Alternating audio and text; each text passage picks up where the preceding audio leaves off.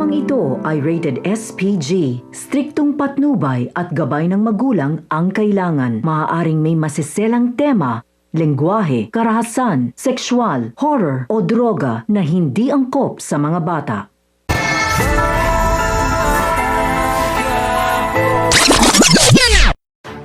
Ang mga dapat nating abangan sa FPG's Batang Quiapo.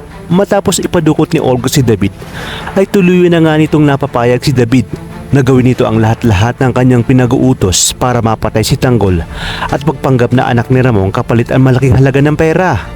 Sa kabilang banda, makakatikim si Tanggol ng sermong kay Ma'am Berting dahil sa panibagong gulo na pinasok nito.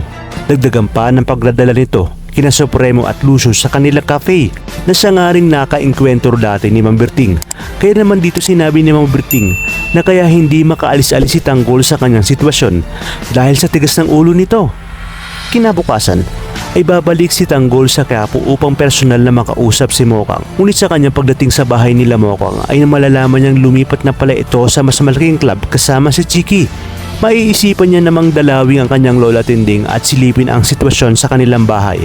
Ngunit di pa man siya nakakalapit ay makikita niyang papaparting na sina chairman kasama ng kapulisan para hanapin kung nasaan umano ang kanyang kuya Tanggol. Iginiit naman ni Santino na hindi pa nakakabalik ang kanyang kuya Tanggol simula nang nilusob ang kanilang bahay.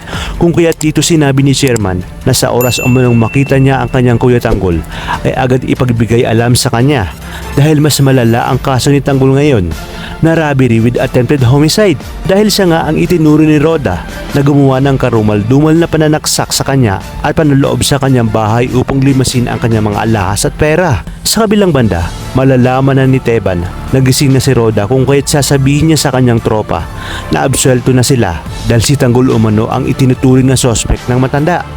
Sa inyong palagay, paano na kaya malulusutan ni Tanggol ang patong-patong na problema at kaso ng kanyang kinakaharap?